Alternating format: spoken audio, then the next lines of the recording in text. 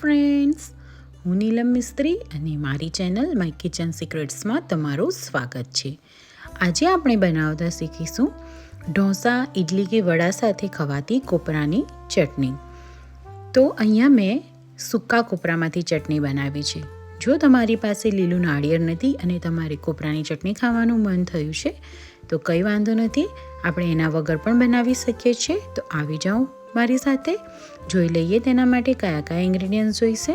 તેના માટે મેં અહીંયા 1 કપ કોપરાનું છીણ, અડધો કપ દાળિયા, 2 લીલા મરચાં, 1 આદુનો ટુકડો અને અડધો કપ જેટલા ધાણા લીધા છે અને સ્વાદ અનુસાર મીઠું.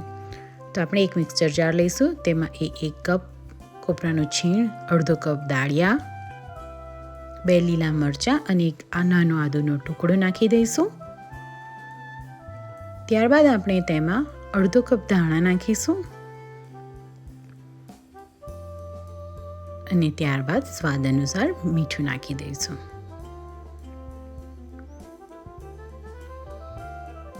અને પછી અડધો લીંબુનો રસ નાખીશું.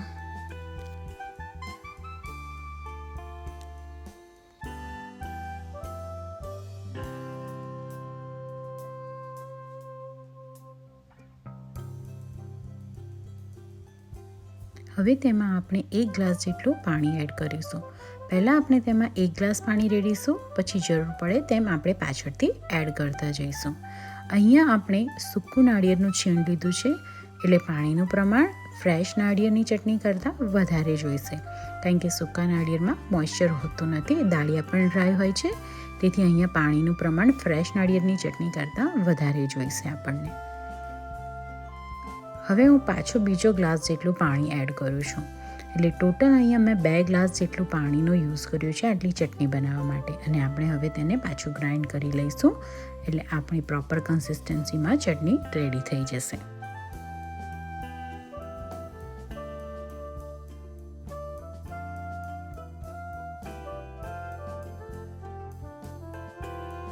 હવે આપણે એક બાઉલ લઈશું અને તેમાં આપણી ચટણીને કાઢી લઈશું. તમે જોઈ શકો છો આપણી ચટણી કેટલી સ્મૂથ સરસ રીતે રેડી થઈ ગઈ છે અને પ્રોપર કન્સિસ્ટન્સીમાં આવી ગઈ છે. 2 ગ્લાસ પાણી લીધું હતું, એમાં આ પરફેક્ટ કન્સિસ્ટન્સીમાં બનીને રેડી થઈ ગઈ છે. હવે આપણે એની ઉપર નાખવા માટે વઘારની તૈયારી કરીશું. તેના માટે મેં અહીંયા એક વઘારિયું લીધું છે, તેમાં 3 ચમચી જેટલું સિંગ તેલ લીધું છે. તમે કોઈપણ તેલ, વેજીટેબલ તેલનો યુઝ કરી શકો છો. ત્યારબાદ તેમાં 1 ચમચી જેટલી રાઈ નાખીશું અને રાઈને આપણે ફૂટવા દઈશું.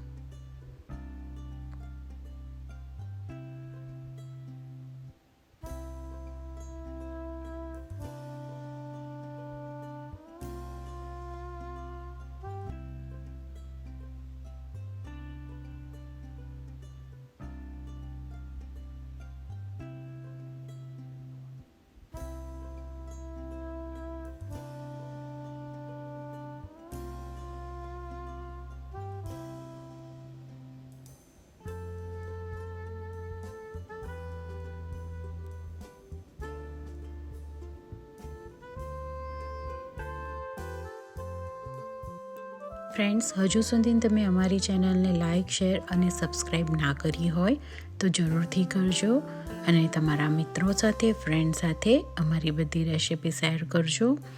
અને તમને નવી નવી રેસિપી જોવા માટે અને નવી નવી રેસિપીની નોટિફિકેશન જલ્દી મળે તેના માટે તમે બેલ આઇકોનને પણ જરૂરથી પ્રેસ કરજો.